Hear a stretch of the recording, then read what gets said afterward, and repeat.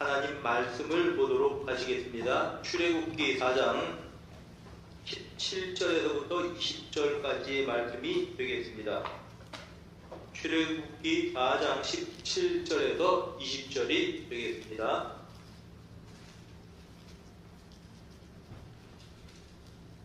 찾으셨으면 우리가 교독하도록 합시다. 너는 이 지팡이를 손에 잡고 이것으로 이적을 행할지니라.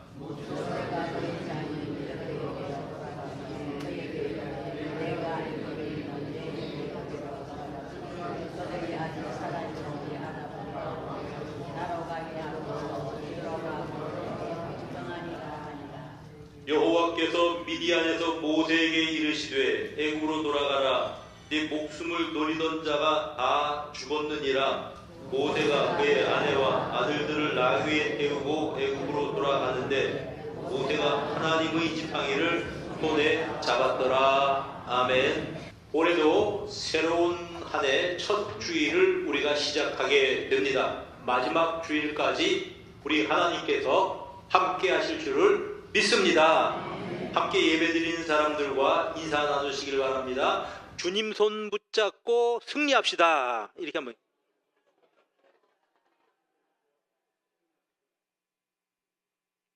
올해는 작년보다 더 좋은 해가 될 줄로 믿습니다. 여러분들이 가지고 있는 기도 제목들이 올 한 해 다 응답되기를 주님의 이름으로 축복합니다. 자녀들 문제 주님께서 열어주셔서 결혼할 자녀들이 이제 배우자를 만나는 한 해가 되기를 축복합니다. 진학해야 될 자녀 손들이 있는 가정에 하나님께서 진학의 문을 열어주시기를 축복합니다. 또한 이렇게 아이를 가져야 될 그러한 가정에 하나님께서 잉태의 은총을 허락해 주시기를 주님의 이름으로 축복합니다. 무엇보다 우리 하나님께서 여러분들의 삶을 주장하시기를 우리 주님의 이름으로 축복합니다. 자, 우리가 올 한 해를 살아가면서 이제 꼭 붙잡고 살아가야 될 것이 무엇일까? 그런 것을 생각해 보면서 은혜를 나누기를 원합니다. 10년 전, 이제 10년쯤 되었습니다. 10년 전에 제가 큰 교통사고를 한번 당한 적이 있습니다. 근데 다치질 않았어요, 많이. 저는 제 차를 가지고 이제 직선 주행을 하고 있었는데 집채만한 차가 차선 변경을 하면서 제 뒤 차의 트렁크 부분을 살짝 건드렸습니다. 거기에서는 제 차가 보이지가 않았던 것 같아요. 사각이었던 것 같습니다. 갑자기 가다가 저 차가 왜 그래 했는데 순식간에 이 차가 들어오면서 집채만한 차가 살짝만 톡 건드렸는데 여러분, 차가 그냥 말을 듣지 않습니다. 그래서 그냥 뭐 정신없이 핸들을 잡고 이제 이렇게 브레이크를 밟았는데 그 차가 밀려서 차선 둘을 건너고 중앙분리대 쪽으로 가는 겁니다. 근데 중앙분리대를 보는 순간 속으로 살았구나 싶은 생각이 들었어요. 왜냐하면 중앙분리대가 이제 튼튼한 어떤 그런 중앙분리대거든요. 그래서 그 중앙분리대에 차가 탁 부딪히면서 앞에 연기가 좀 나고, 그리고 다행히 뒤에서 오는 차가 멈춰줬기 때문에 이 차 이제 사고가 안 난 겁니다. 그리고 나서 이제 사고 정리를 하고 뭐 어디 다친 데가 없으니까 그냥 뭐 그 차도 보내고, 그래서 뭐 우리 차 수리비만 이렇게 좀 이렇게 달라. 100% 당신 잘못한 거니까, 당신 들어와서 그런 거니까 이제 책임을 지라 그랬더니 책임을 진대요. 그래서 뭐 이제 그렇게 이제 사고가 끝났는데, 그날은 몰랐는데 그 다음 날 보니까 이렇게 팔이 굉장히 손가락이 아파요. 왜 그런가 생각을 해봤더니 핸들을 꽉 붙잡고 있었기 때문에 그렇게 되었었습니다. 근데 만약에 그 순간에 핸들을 놓쳤으면 어떻게 되었을까 생각을 해보거든요.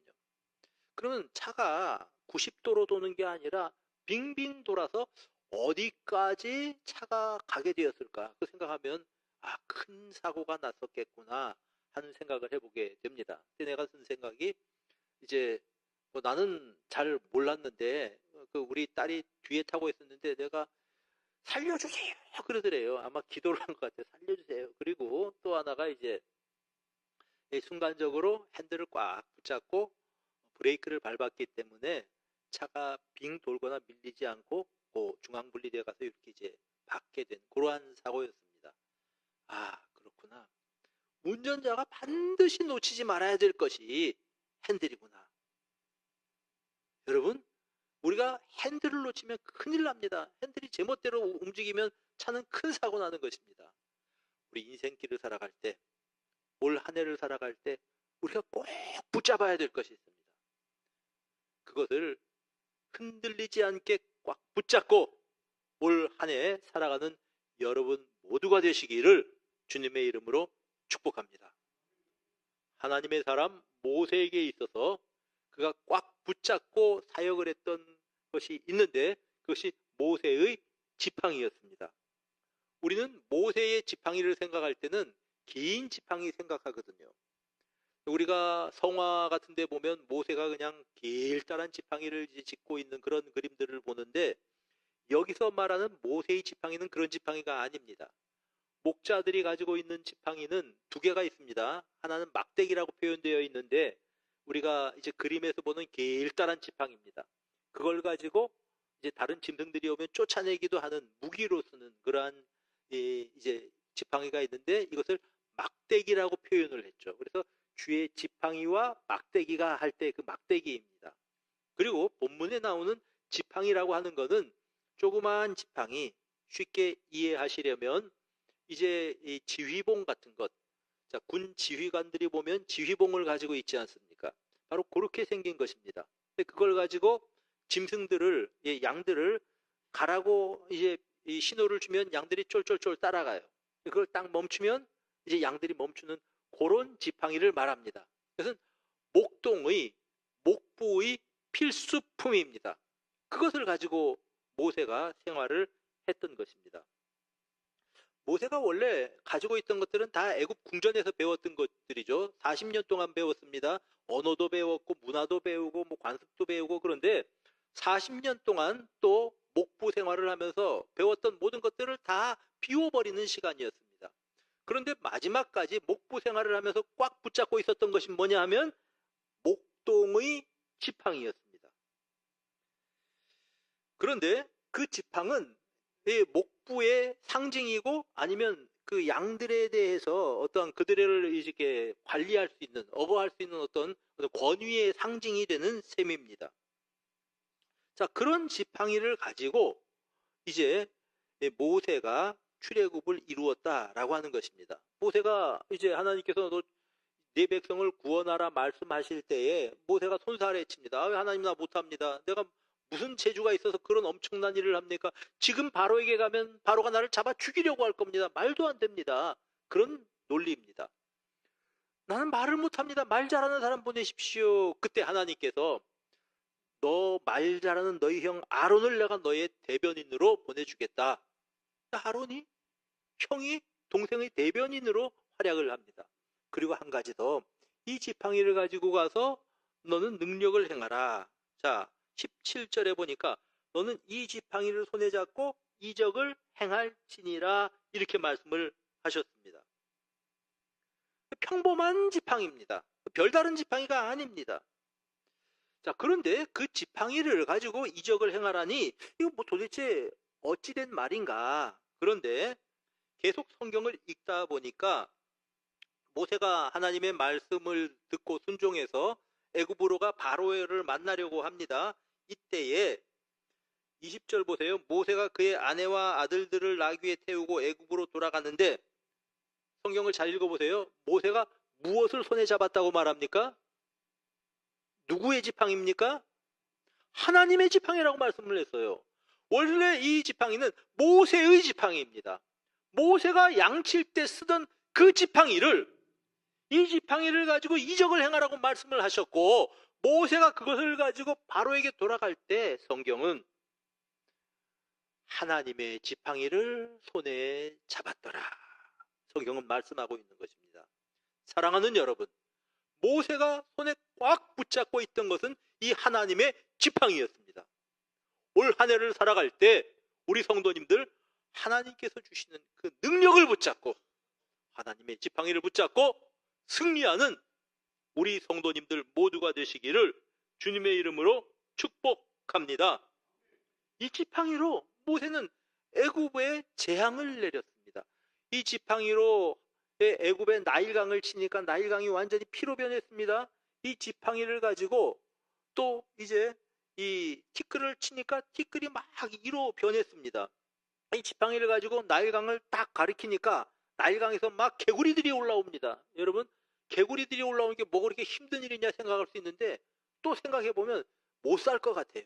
밥 먹는데도 그냥 반찬 그릇에 개구리가 와서 툭 튀어 들어가고 얼마나 여러분 참 이제 난감했겠습니까?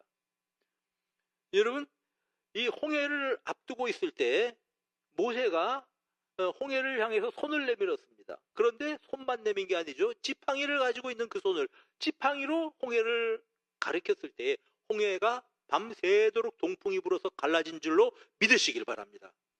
여러분, 이 지팡이를 가지고 물이 없다고 백성들이 아우성을 칠 때 반석에서 지팡이로 반석을 칠 때 반석에서 물이 난 줄로 믿으시기를 바랍니다. 여러분, 아말렉과 전쟁할 때입니다. 여호수아에게 모세가 명령합니다. 너는 사람들 데려가서 전쟁하라. 그리고 모세는 이제 아론과 훌과 함께 산 위로 올라갔습니다. 근데 모세가 이제 산을 이렇게 손을 드는 거죠. 그러면 이제 이스라엘이 이기고 팔에 힘이 들어서 손이 내려오면 아말렉이 이기고 이렇게 되는 겁니다. 근데 여러분, 이건 기도하는 자세인데 모세가 팔만 들었던 것이 아니고 거기에 뭐를 들었겠습니까? 모세의 지팡이, 하나님의 지팡이를 들고 있었단 말입니다. 왜 이 손이 내려오지 않게 아론과 훌이 막 이렇게 손을 받쳐주고 하지 않습니까? 이 지팡이는 하나님의 능력의 상징이고 심판의 상징이고 원수 아말렉을 진멸하는 그러한 승리의 상징이기도 하였습니다. 자, 그러면 이 지팡이가 특별한 지팡이인가? 어떤 마술적인 힘을 가지고 있는 지팡이인가? 이 지팡이 비싼 지팡이 아닙니다. 나무로 만든 평범한 지팡이입니다. 금으로 어떻게 도금을 하고 그런 지팡이가 아니라는 말입니다. 여러분, 이 지팡이를 가지고 이적을 행하라. 왜 그렇게 말씀하셨을까?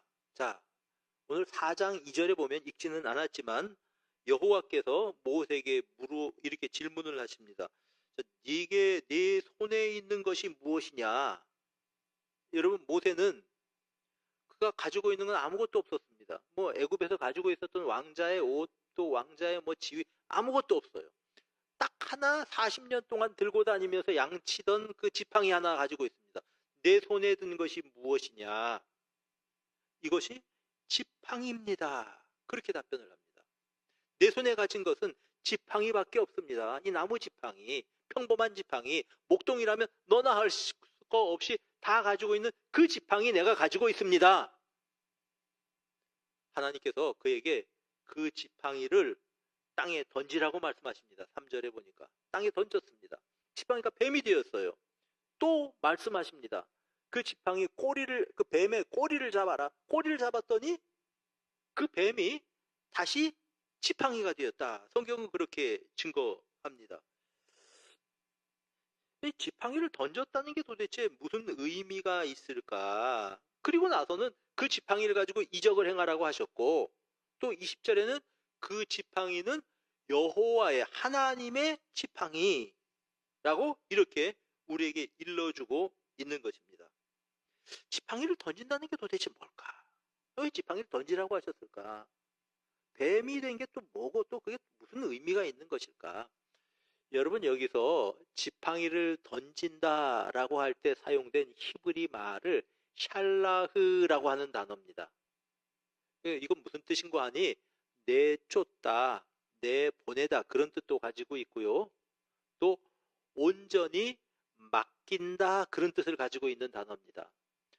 자, 내 지팡이를 던지라고 할 때 내 지팡이를 맡기라고 하는 겁니다. 이게 무슨 뜻인고 하니 그가 가지고 있는 유일한 어떤 그 소유였어요. 소유라면 그것까지 하나님 손에 이제 던져버리라고 하는 것입니다. 이 샬라흐라고 하는 단어가 어디에 또 쓰여졌냐 하면요, 시편 55편 22절에 보면은 이렇게 성경은 말씀을 합니다. 한번 읽어봅시다. 시작.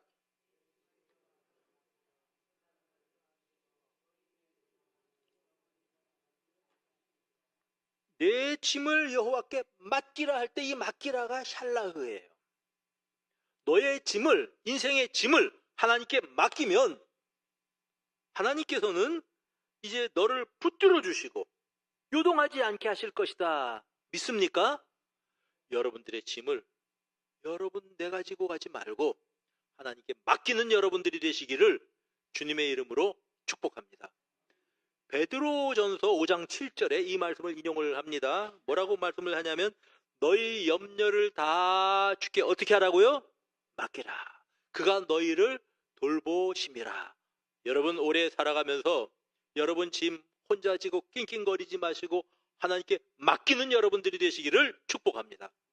여러분들의 염려거리 내가 지고 그냥 고생하고 낑낑거리고 살지 말고 나의 염려를 하나님께 맡기는 성도님들이 되시기를 축복합니다. 수고하고 무거운 짐진 자들아 다 내게로 오라. 내가 너희를 쉬게 하리라. 올 한 해 하나님께서 쉬게 하시는 그 안식을 누리며 살아가시기를 주님의 이름으로 축복합니다. 하나님께 온전히 이 지팡이를 드릴 때에 하나님께서 사용하시는 도구가 된 것입니다.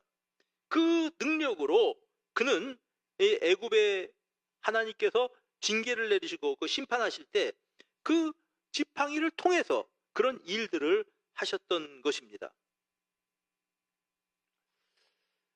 여러분, 모세는 40년 동안 애굽에서 배운 것들 많이 있다 그랬잖아요. 애굽의 언어도 배웠을 것이고 문화도 배웠을 것이고 애굽의 법률도 배웠을 것이고 이런 것들이 꽉 차서 이제 애굽의 왕자로서 아주 손색이 없게 그 일들을 감당할 수 있는 사람이 되었습니다. 그런데 광야에서 그 40년 동안 이것을 자기 속에 있던 것들을 다 비워내는 과정입니다. 이것도 비워내고 저것도 비워내고 다 비워내고 마지막까지 잡고 있는 지팡이 하나인데 그 지팡이를 하나님께 맡기라고 하는 겁니다. 그것까지 하나님께서는 내려놓으라고 말씀하시는 것입니다. 하나님께 다 내려놓고 하나님의 손에 잡히게 될 때 모세를 통해서 하나님은 하나님의 영광을 드러내시고 애굽의 심판을 행하시고 그것을 가지고 이적을 행하신 줄로 믿으시기를 바랍니다. 하나님께서 오늘도 여러분에게 질문을 하신다면 내 손에 든 것이 무엇이냐? 질문하실 때 여러분 뭐라고 답변하시겠습니까? 하나님, 내 손에 잡은 것은 내가 가지고 있는 학식이 있습니다. 나에게 사명을 주실 때 내가 가진 지식도 있고 성경도 나 많이 알고 있고 신학도 공부했고 아니면 난 재산도 많이 있습니다. 모은 재산도 이거 가지고 하나님 일 하겠습니다. 이렇게 대답을 한다면 하나님께 그래 참 너 잘했다. 너 참 갸륵하다. 장하다. 그렇게 말씀하실까요? 그거 하나님 앞에 내려놓으라고 말씀하시는 것입니다. 내 지팡이를 던지라고 말씀하시는 것입니다. 내게 맡기라고 말씀을 하신다는 그러한 말씀입니다. 바울 사도를 한번 생각해 보십시오. 바울 사도는 화려한 스펙을 가진 사람입니다. 그는 이제 이스라엘 12지파 가운데 베냐민 지파입니다. 다시 말하자면 왕족이란 말이에요. 왕족. 사울이 왕 아닙니까? 그는 이제 이스라엘 사람들 가운데 존경받는 바리새인이었습니다. 사람들이 다 존경하는 그러한 사회적 지위를 가지고 있었습니다. 가말리엘이라고 하는 랍비 중에 랍비에게 사사를 받은 그러한 교육을 받은 최고의 그런 학벌을 가진 사람이었습니다. 자, 그런데 주님이 일을 할 때 그런 것들을 가지고 사람들에게 야, 난 가말리엘에게서 배운 사람이야. 다 내게로 와서 배워. 우리 선생님이 어떤 사람인지 알아? 랍비 중에 랍비야. 이스라엘 최고의 랍비야. 그렇게 하지 않았습니다. 그것들을 가지고 복음 전하지 않았습니다. 이 모든 것들을 그는 뭐라고 표현했냐면 배설물같이 여긴다. 그리스도를 아는 지식이 가장 소중하기 때문이라고 그는 그렇게 자신의 고백을 하고 있는 것을 우리가 보게 되는 것입니다. 사랑하는 여러분, 바울 사도가 그 놀라운 복음의 사역을 한 다음 그가 한 말이 이런 말입니다. 고린도전서 15장 10절 그의 말을 한번 들어보시기를 바랍니다. 같이 한번 읽어볼까요? 시작! 그러나 내가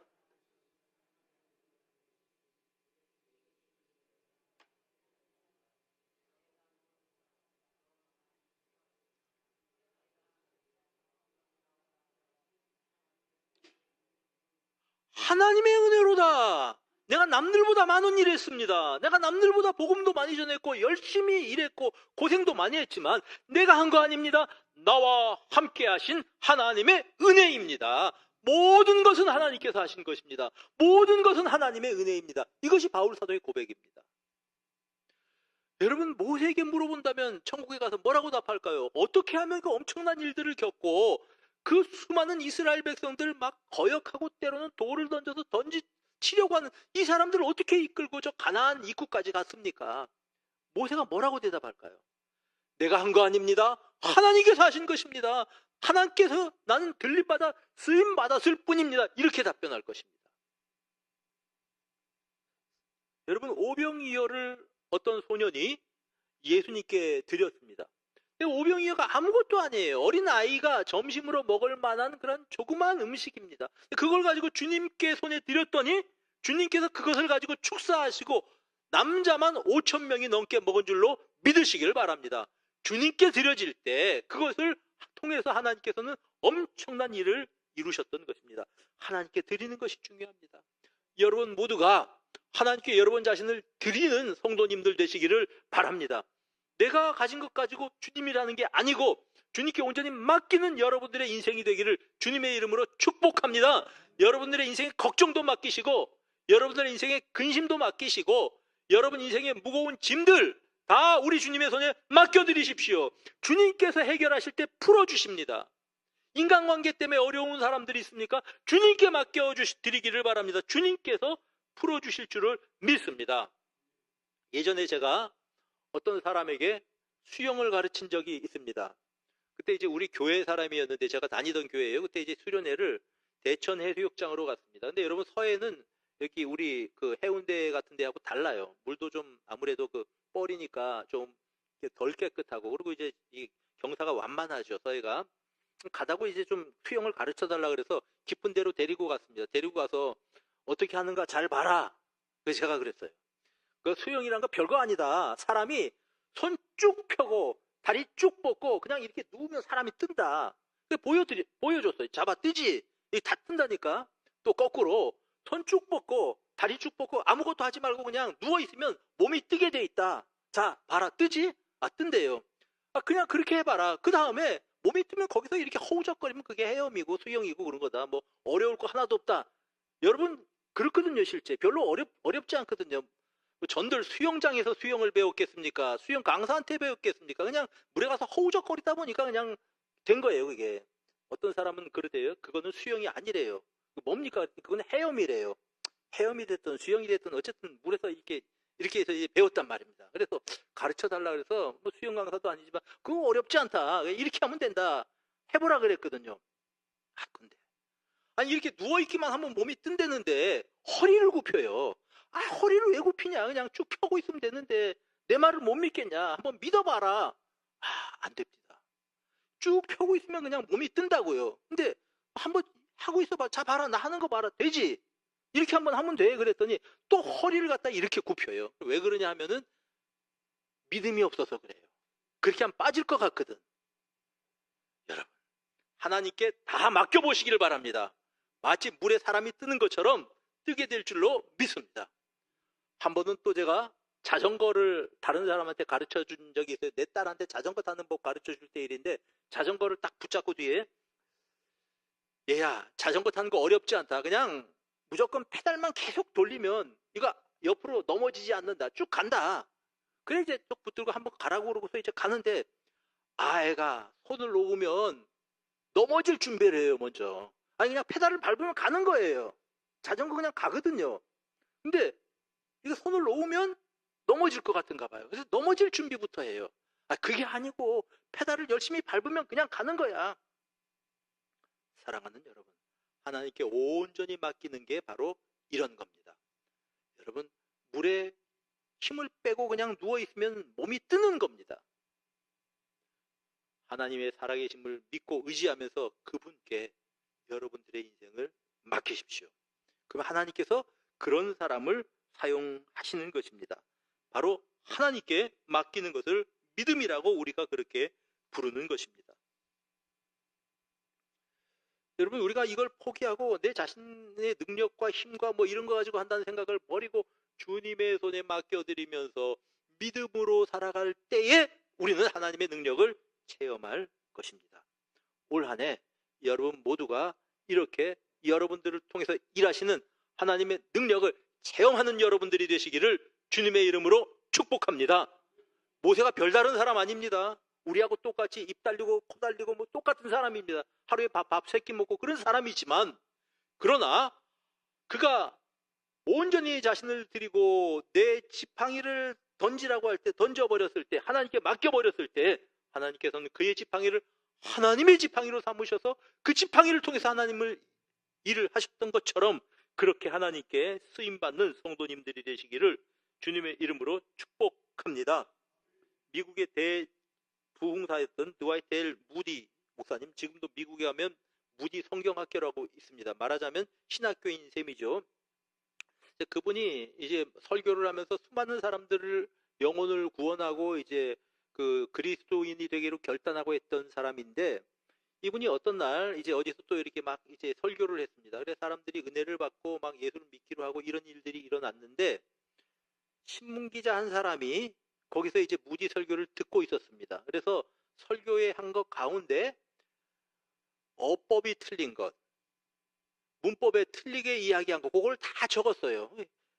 이 A4 빽빽하게 적어서 설교가 끝난 다음 이렇게 찾아왔습니다. 선생님이 이 설교 시간 중에 어법에 틀린 말을 몇 번 했고 문법에 맞지 않는, 앞뒤가 맞지 않는 그런 표현을 몇 번 썼습니다. 그래서 딱 보여줬어요.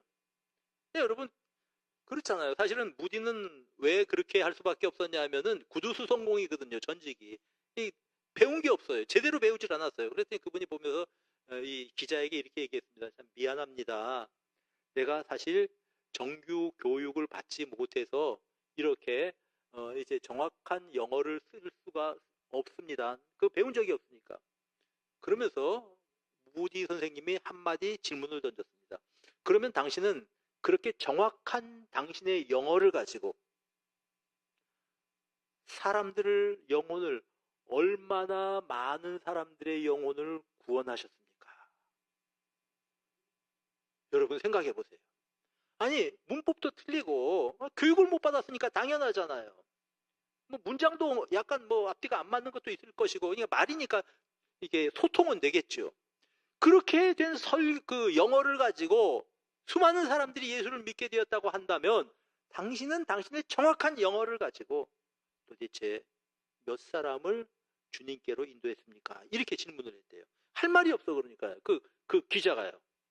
사랑하는 여러분, 하나님께 붙들림 받아서 쓰임 받을 때 하나님께서는 그 사람을 사용하시는 것입니다. 그 사람의 능력이 아니고, 그 사람이 가지고 있는 어떤 재물이 아니고, 그 사람을 붙잡고 계신 하나님의 능력으로 하나님께서 그 사람을 들어 사용하신다고 하는 말씀입니다. 본문 말씀은 이런 겁니다. 모세를 향해서 하나님께서 이 지팡이를 가지고 너는 이적을 행하라. 그런데 그 지팡이는 하나님의 지팡이다. 하나님께 드려진, 하나님께 던진, 하나님께 맡긴 그런 지팡이라고 하는 말씀입니다. 사랑하는 성도 여러분, 올 한 해를 살아가면서 나 자신을 하나님께 온전히 드리는, 맡기는 우리 성도님들이 되시기를 축복합니다. 모세가 잡은 지팡이는 하나님의 지팡이였습니다. 그 지팡이를 잡고 그는 이스라엘 백성들을 이끌고 가나안 입구까지 갈 수가 있었습니다. 그렇다면 올 한 해를 살면서 내가 잡아야 될 지팡이가 무엇입니까? 여러분들이 잡아야 될 지팡이는 하나님이십니다. 하나님을 잡고 올 한 해를 살아가시기를 축복합니다. 운전 핸들을 잡고 핸들을 놓치지 않고 꼭 잡고 있어야지 어떠한 사고가 날 때에도 그 사고로부터 그래도 이제 이렇게 무사할 수가 있었던 것처럼, 하나님을 붙잡고 살아갈 때 나의 주님, 그분이 나의 힘이고 나의 능력이라고 고백하면서, 내가 붙잡고 갈 지팡이는 모세의 지팡이가 아닙니다. 내가 붙잡고 갈 지팡이는 하나님 그분이십니다. 그렇게 우리가 올 한 해를 살아갈 때 우리 하나님께서는 우리를 통해서 하나님의 일을 이루실 것입니다. 우리의 기도를 통해서 하나님은 응답하실 것입니다. 우리의 기도를 통해서 하나님은 하나님의 일을 이루어 가실 것입니다. 올 한 해 살아가면서 이러한 하나님의 능력을 체험하는 여러분 모두가 되시기를 주님의 이름으로 축복합니다.